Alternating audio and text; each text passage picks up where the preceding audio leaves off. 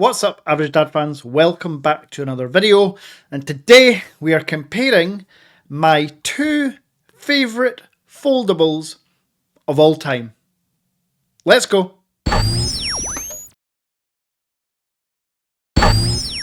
So, that wasn't a joke. I can honestly tell you that these are my two favourite foldables of all time. And I think you'd be shocked at how similar they actually are. So before we get into the similarities, I think it's important we talk about the differences between these two devices. Now, the first big difference is price. The Huawei Mate X5 for a 0.5 terabyte version, 12 gigabytes of RAM, is going to be around about £2,000. And as you know, you can pick both of these devices up on WONDA Mobile, link in description. The Honor Magic V2 for a 0.5 terabyte version is roughly £1,180. So I am going to tell you right now, there is nowhere near £800 worth of difference between these two devices.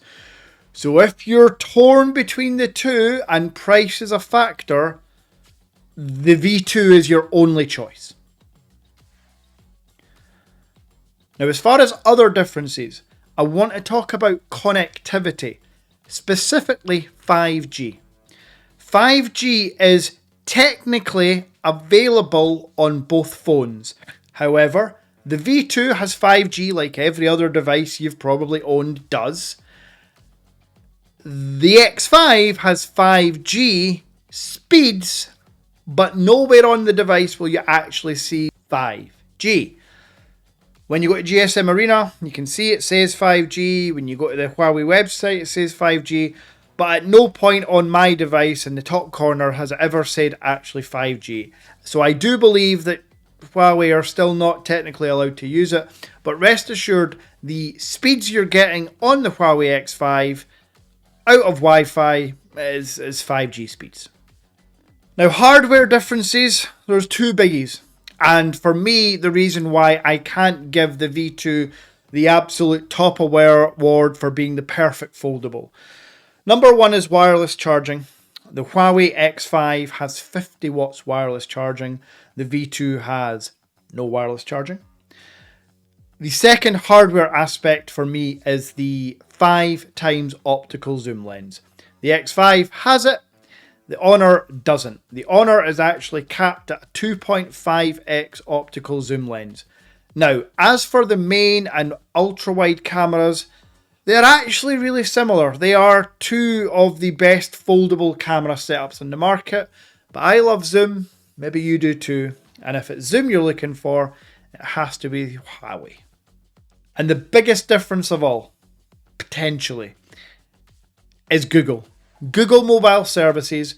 Right now, as I speak, if you purchase the V2 from WONDA, the only way to get Google mobile services natively is to apply for it. The application is permanently open now. You'll get the update through once you've filled in the form within a day or so. As for the X5, while we are told Google mobile services are not available at all, no matter what, they are. There's a workaround. And I just want to highlight, for those asking for me to make a video on how to install Google mobile services natively on Harmony OS, I'm hopeful that will come, but I don't do it. I have a contact that has put it on, and I'm not 100% certain that they would like it shared in a YouTube video. So I have to respect my source. So for those that are asking, give us a video. Trust me, if I can, I will. And when I can, I will. So with Google services, you're going to have to do a workaround on the X5. And even then, you'll not get Google Pay. You'll not get location timeline through your Google Maps app, but you will get location tracking. That part's fine. And the third thing you won't get is Android Auto. So if any of those are deal breakers, then the X5 is not the one for you. Now, I think I've covered all the differences, all the big differences. Now I want to talk about how similar these devices are. In terms of build quality, I have the feather black version in the X5 and the black variant in the V2. Both feel fantastic in the frosted black. No fingerprints, no smudging, not the most grip, but if you pop the included cases on it, both are very grippy. The V2 comes with a nice kickstand case. As far as screen sizes, the X5 is slightly bigger, even though it doesn't say so on paper, but it's more like a 6.45 inch outer screen. The Honor Magic V2 is 6.4 inch, both 120Hz, both go super bright. However, the Honor V2 at 2,500 nits goes brighter. And for the inside screen, 7.92 inches on the V2, 7.85 inches on the X5. Again, both 120Hz, both absolutely fantastic looking inner displays.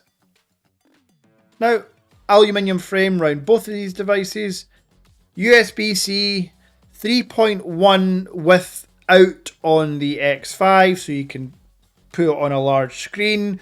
It's got its own Huawei kind of like Samsung DeX mode. The Honor doesn't have that, so I guess if you're looking for a laptop experience from your phone, you can get that. Now, dimensions wise, nothing can beat the Honor. The Honor is 9.9mm folded, where the Huawei X5 is 11.1mm folded. Now, in reality, and as you can see here, it doesn't make the biggest of differences. And I have to say, holding them in the hand, you really can't tell the difference. What I can say is these are two of the thinnest and the two lightest foldables. The Honor comes in at just under 240 grams and the X5 comes in at just over.